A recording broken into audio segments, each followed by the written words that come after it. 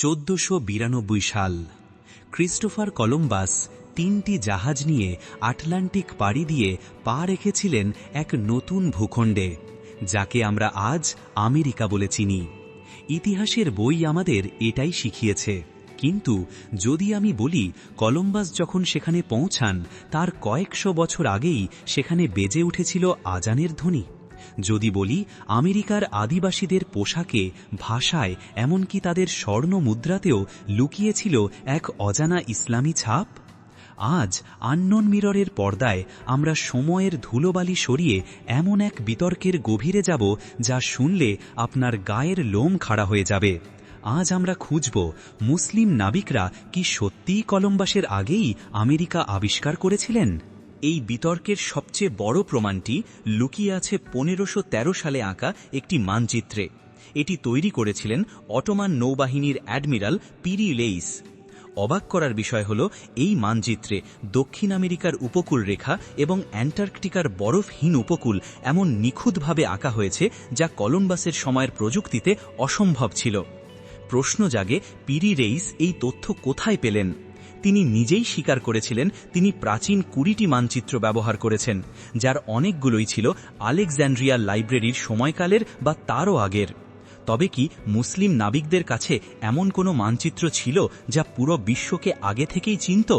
ইতিহাসের পাতায় একটু পেছনে ফেরা যাক। 10ম শতাব্দীর বিখ্যাত ঐতিহাসিক এবং ভূগোলবিদ আল মাসুদি তার লেখায় এক বিশেষ ঘটনার কথা উল্লেখ করেছেন। তিনি লিখেছিলেন 889 সালে কর্ডোভার, বর্তমান স্পেন, এক মুসলিম নাবিক যার নাম ছিল খাসখাস বিন সাইদ ইবনে আসওয়াদ আটলান্টিক মহাসাগর পাড়ি দিয়ে এক অজানা ভূখণ্ডে পৌঁছেছিলেন। তিনি সেখান থেকে ফিরে আসার সময় মূল্যবান সব সম্পদ নিয়ে এসেছিলেন। আল মাসুদির এই বিবরণটি কলম্বাসের সফরের প্রায় 500 বছর আগের। এটা কি কেবল কল্পনা, নাকি এক হারানো ইতিহাসের সত্যতা?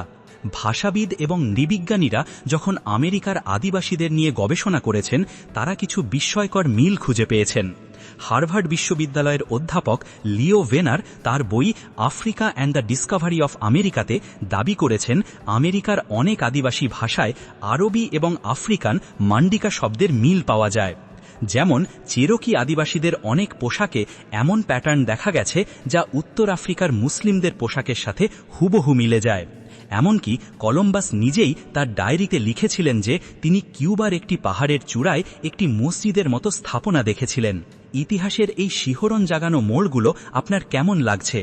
আমরা সবসময় চেষ্টা করি পাঠ্য বইয়ের বাইরের সেই সত্যগুলোকে আপনার সামনে তুলে ধরতে। আপনি যদি আমাদের এই আননোন মিরর পরিবারের সদস্য না হয়ে থাকেন, তবে এখনই সাবস্ক্রাইব বাটনে ক্লিক করুন এবং বেল আইকনটি চেপে দিন। আপনার একটি সাবস্ক্রিপশন আমাদের ইতিহাসের আরও গভীরে যেতে অনুপ্রেরণা যোগায়।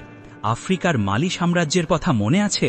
পৃথিবীর সবচেয়ে ধনী মানুষ মানসা মুসা 1324 সালে হজের সময় তিনি এক বিস্ময়কর গল্প শুনিয়েছিলেন। তিনি বলেছিলেন তার বড় ভাই সম্রাট আবু বকর দ্বিতীয় সিংহাসন ত্যাগ করেছিলেন আটলান্টিক মহাসাগরের শেষ প্রান্ত দেখার নেশায়।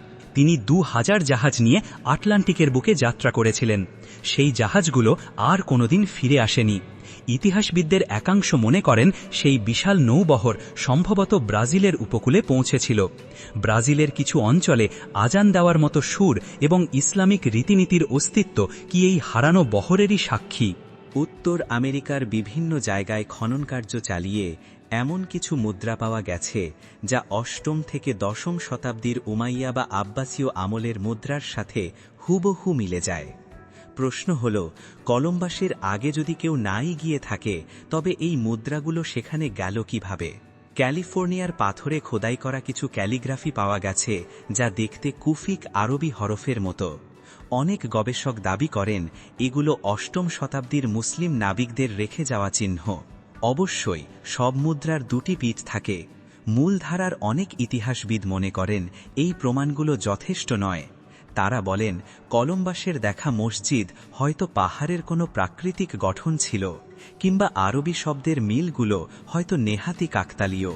কিন্তু পিরি লেইসের মানচিত্র বা আল মাসুদির লেখা রেকর্ডগুলোকে তো আর অস্বীকার করা যায় না। এগুলো আজও বিজ্ঞান এবং ইতিহাসের মাঝে এক বিশাল প্রশ্নবোধক চিহ্ন হয়ে দাঁড়িয়ে আছে। আমেরিকা কি সত্যিই কলম্বাস আবিষ্কার করেছিলেন, নাকি তিনি কেবল পুরনো কোনো চেনা পথে গিয়েছিলেন? ইতিহাসের পাতাগুলো হয়তো সবসময় বিজয়ী পক্ষই লিখে থাকে, তাই অনেক বীরত্বগাথা চাপা পড়ে যায় সময়ের গর্ভে। মুসলিম নাবিকদের এই সমুদ্র অভিযান কেবল একটি বিতর্ক নয়, এটি মানুষের অজেয় সাহস আর অজানাকে জানার এক বিশাল সংকল্পের প্রতীক। সত্য যাই হোক না কেন, আটলান্টিকের ওই বিশাল জলরাশির নিচে হয়তো আজও চাপা পড়ে আছে আমাদের হারানো ঐতিহ্যের কোনো এক বিশাল রহস্য। আপনার কি মনে হয়, মুসলিম নাবিকরা কি সত্যিই আমেরিকায় পৌঁছেছিলেন? আপনার মতামত আমাদের কমেন্ট করে জানান। ভিডিওটি ভালো লাগলে লাইক দিন এবং বন্ধুদের সাথে শেয়ার করুন। দেখা হবে আগামী ভিডিওতে ইতিহাসের অন্য কোনো অজানা আয়নায়। ততক্ষণ ভালো থাকুন, সুস্থ থাকুন। আল্লাহ হাফেজ।